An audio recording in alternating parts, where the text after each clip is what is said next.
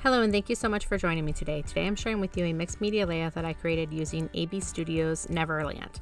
I simply love this collection. It's full of rich, deep colors and beautiful flowers that simply beg to be cut out. I'm going to start this layout by adhering 2 pieces of paper to a surface board that's just going to stabilize my layout and make it a little bit easier to work with. So once I have my 2 selected pieces of paper attached to my baseboard, I'm going to go ahead and move on to my next step. Typically I would cover these with clear gesso, but I'm avoiding that today just because this is such a dark, rich brown. I don't want to alter it or change in any way. So I'm just going to keep my mediums to a minimum and try to use the least amount of water that I can. So with my papers in place, I'm moving on to fussy cutting.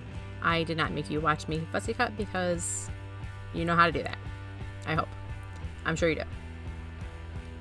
Moving on, I have a mix of resin and metal bits that have been painted with black gesso, and I'm randomly, really roughly painting them this metallic steampunk copper color. And I'm not really being really specific with it. I'm just worried about getting the color on. As you can see, some of the black is still popping through, and that is the way I wanted it. So now I'm moving on to just a tad bit of texture for my background. I'm not going to be specific with this either. I want it very random, and I'm using a stencil from Finnabair and just a little bit of modeling paste. As you can see, I'm not being careful with this. I'm really just trying to get random bits here and there. And what I'm trying to do is bring those white speckles up to the top brown paper and just kind of make it a little bit more cohesive in my mind. So I'm trying to just bring some of the white stripes up into the paper. And that's what I'm doing here with the modeling paste. And of course I'm bringing that pattern down below as well. And that's just making it more cohesive, in my head anyhow. So once I'm happy with this texture paste, I'm going to go ahead and I'm going to start building my clusters. So I've added some fussy cut flowers, and you're going to see me add these resin bits. I'm going to adhere my resin bits with some gel medium, and I'm using the gel medium because it's not going to dry immediately, and I'm going to be able to move things and alter things as I'm adhering them. So I'll have a little bit of wiggle room while I'm building my clusters. And you're going to see me just kind of bounce that picture back and forth just to make sure that my placement's right, because I have something in my head, but I'm not 100% sure on the execution and the exact placement. It's roughly in my head, but it's not set in stone. I hope that makes sense. So you're going to continue to see me make a mess with gel, and I'm going to just wipe it off. And it's not really a big deal because most of it's going to get covered with flowers and paper cut flowers, and then whatever else is left with the gel will either have glitter or micro beads in it. So I'm not really worried about anything sticking out too much because most of it comes off and you won't see it anyhow.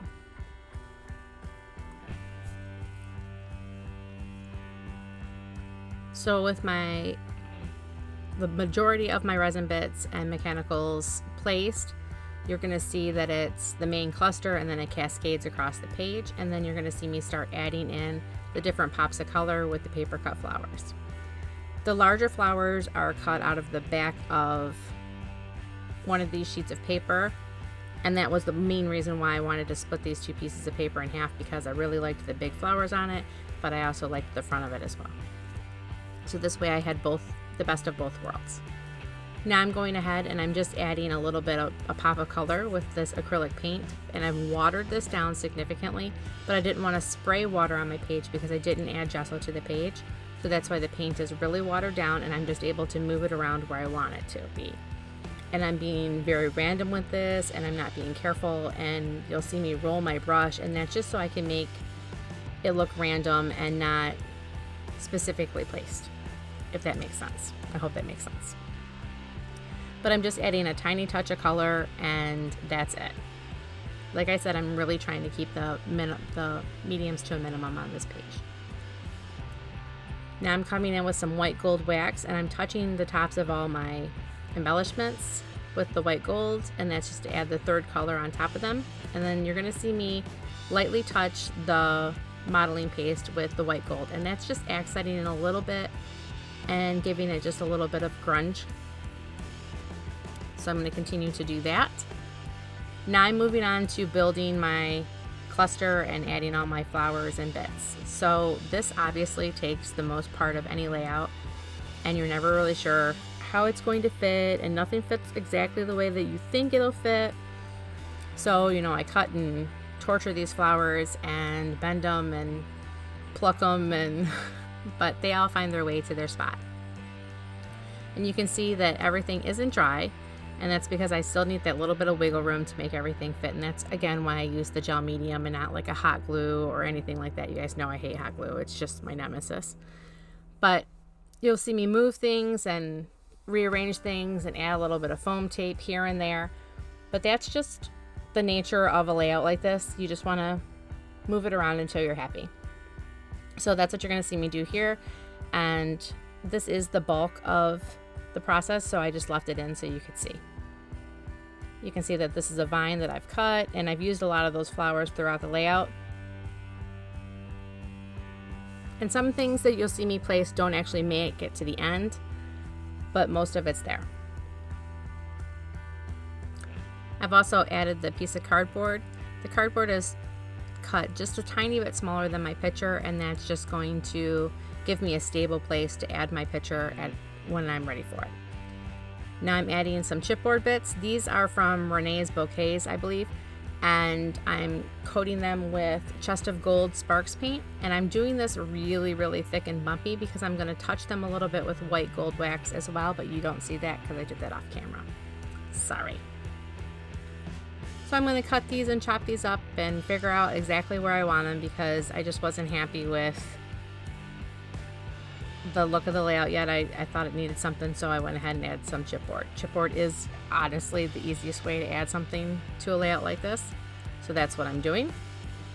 And you can see I'm just not 100% sure where I want everything, and I'm just cutting and moving them, and because I have used that gel again, I have some wiggle room, so I'm able to rip the flower up and put the chipboard down and then put the flower back down. Now I'm going in and adding some of Frank Garcia's beautiful pearls. They're gorgeous. I just love them. But I'm adding them in, and they're not the easiest things to get a hold of, and my fingers are coated with gel and paint, so I'm trying to not dig in there and mess the pearls up because they're so shiny. So that's what I'm doing here, and I'm going to get frustrated with my tweezers and move on. Now I'm adding some coral splatters, and that's because these flowers have this beautiful coral pattern, and I just wanted to add just a touch of coral, but I don't want it to be on the white, and that's why you can see I'm blocking my stripes. Now my photo is in place with a little bit of double-sided tape, and I'm going to pull out a quote. This quote's actually from an old 7 Dot Studio collection that I have stashed away that has lots and lots of amazing quotes, and they're just perfect for things like this. And I probably will never run out with the number of them that I have.